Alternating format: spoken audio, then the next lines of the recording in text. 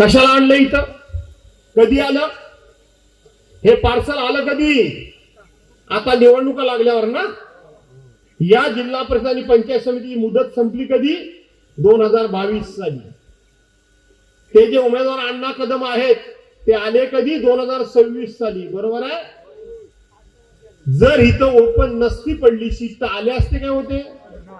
मग काय तुमच्या प्रेमाखातर ते आले? तुमची सेवा करायला आले? तुमचा विकास करायला आले? अहो स्वतःच्या स्वार्थाकरता आले. का दापोलीमध्ये का घेऊन गेले नाही रामदास कदम? त्याला दापोलीमध्ये घेऊन जायला पाहिजे होतं. तुमच्या पोराचा मतदारसंघ तिकडे आहे ना, तिकडे घेऊन जायला पाहिजे होतं. पण त्यांना माहिती आहे तिकडं काय आणि इकडं काय. भावाचा सुपडा साफ होणारच आहे. सुपडा साफ होणारच आहे. होणार आहे का नाही होणार आहे? करणार ना. जाऊ द्या पैसा भिसा काय. बरं रामदास भाईचा पैसा घेऊ नका हो. त्याच्या डोक्यावर परिणाम झालाय. येडाच आहे झाला. खरं मी इतक्या खालच्या लेवलला जाऊन बोलत नाही. सारखा तो माझ्याबद्दल बोलतोय. परवा भरणा नाक्यामध्ये गेला, तिथं माझ्या अरे तुरे करत नाही, पण मी आता त्याला अरे तुरेच करणार. करू ना का नको करू? भरणा नाक्यामध्ये गेला, तिथं भाषण केला आणि माझ्या मुलांच्यावर बोलायला लागला. काय बोलला?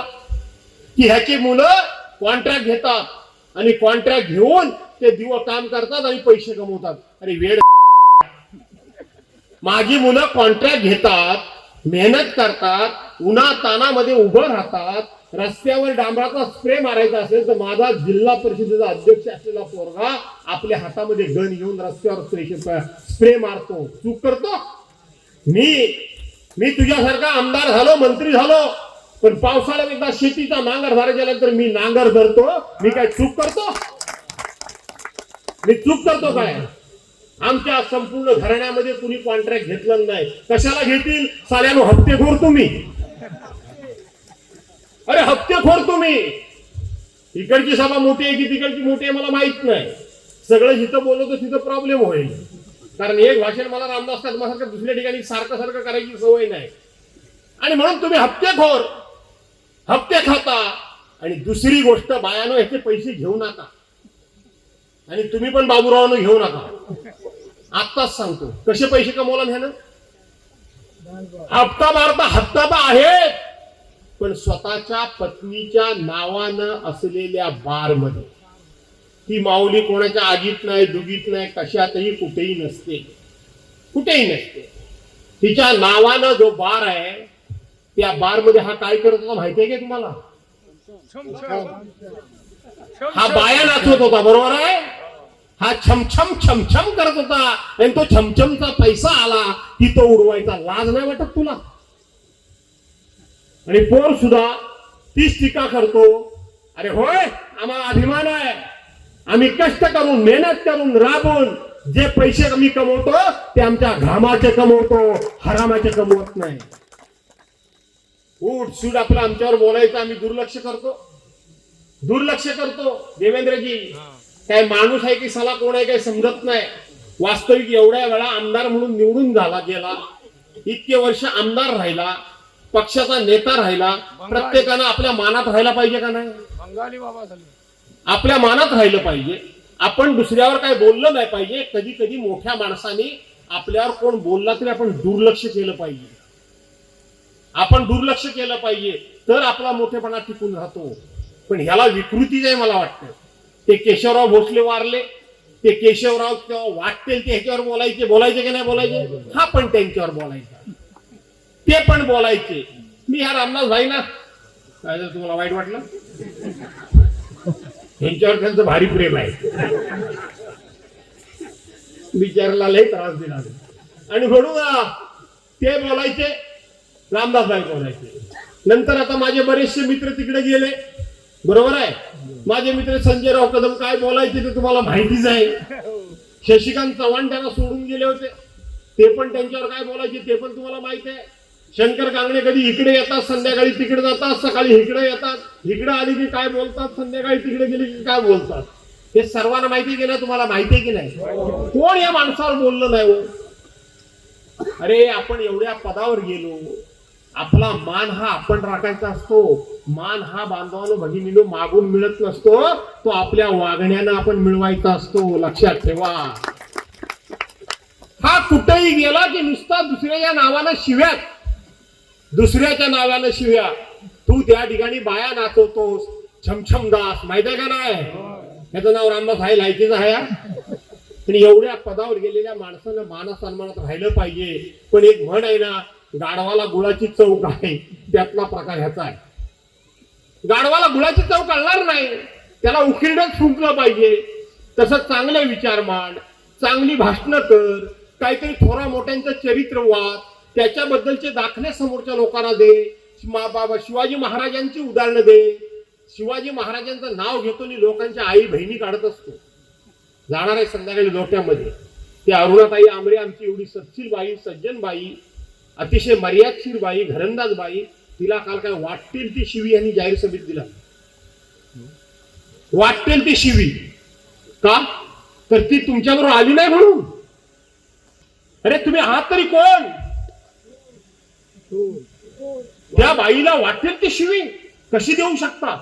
तुम्हीच काय तेवढं लोकांना मोठं केलं काय केलं काय? आता बाळासाहेबांनी तुम्हाला मोठं केलंच ना, तरी त्यांना तुम्ही सोडून गेलातच ना. कुठल्या तोंडाने बोलता तुम्ही? पण वाटेल त्याला वाटेल ती शिवी द्यायची, वाटेल त्याला वाटेल ते बोलायचं.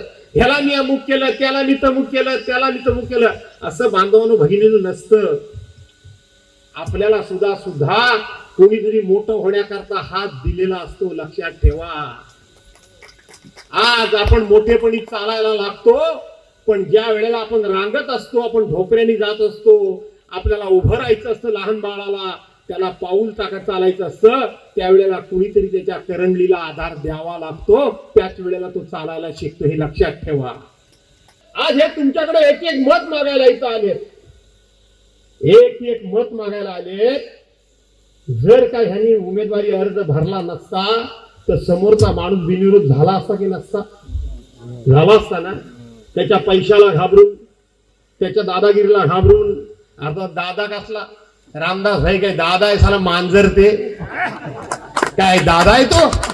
काय का बाय दादा आहे म्हणून घाबरले का काय? हा बिबट्या ना? कोण आहे तो? त्याच्यावर तर बोलतोच. पुढं बोलू नका, नको बोलू. बोलायला हवं ना. खरं तर घाणेरडा आहे, मी त्यावर बोलत नाही कधी. कडेला कोण तुमच्यातला बसला होता? कोणाच्या कडेला घाणवास आला का नाही तुम्हाला? तेच सांगतोय मी. यांना माहिती आहे कोणाला तरी.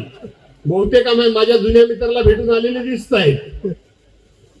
आणि म्हणून हे तुमचं एक एक मत मागतायत. तुम्ही यांना निवडून द्या. आणि उद्या जर तुम्ही यांना निवडून दिलं आणि तुमचं एखादं काम निघालं, मग ते रस्त्याचं असेल, विकासाचं असेल, कुठे अडचण झाली, कोणाचा अपघात झाला, कोणाला ऍडमिशन पाहिजे, कोणाला आरटीओने अडवलं, कोणाला पोलिसांनी अडवलं, तर तुम्ही ह्यांना फोन करू शकता. आणि यांना फोन केला आणि ह्यांनी जर तुम्हाला रिस्पॉन्स दिला नाही तर कधीतरी हे तुमच्या गावात येतील. तुम्ही ह्यांना ताटपणे प्रश्न विचारू शकता की नाही शकता?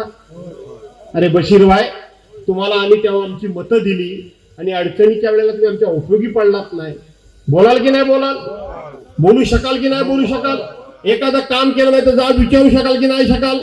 असं जरा बोलायला मला उत्तर द्यायला शिका. बरोबर आहे? पण जो बिनविरोध गेला, जर एखादा बिनविरोध गेला आणि तो जर कधी गावात आला आणि त्याला जर तुम्ही जाब विचारलात आणि तो रामदास भाई कदमासारखा मूर्ख असला, त्याला जर जाब तुम्ही विचारलात तर तो लगेच सांगेल, कोणाला जोरात विचारतेस? कोणाला जोरात विचारतोयस? मी काय तुझी मतं घेऊन निवडून नाही आलो. बरोबर आहे? मी बिनविरोध आलो. मी बिनविरोध आलो. माझ्याशी जास्त बोलायचं नाही. म्हणजे ह्याला तुम्ही निवडून दिलात तरी हा डुराकतो. एखादा प्रश्न विचारल्यानंतर विचारतो की नाही? अंगावर यायचा की नाही हो देवेंद्रजी? हा यायचा ना. तोंडाला कुत्रच बांधलेलं कायम, त्याची आईला पिसाळलेलं कायम, कायम पिसाळलेलं कुत्र बांधलेलं. आणि म्हणून तुम्ही त्यांना जाब विचारू शकत नाही.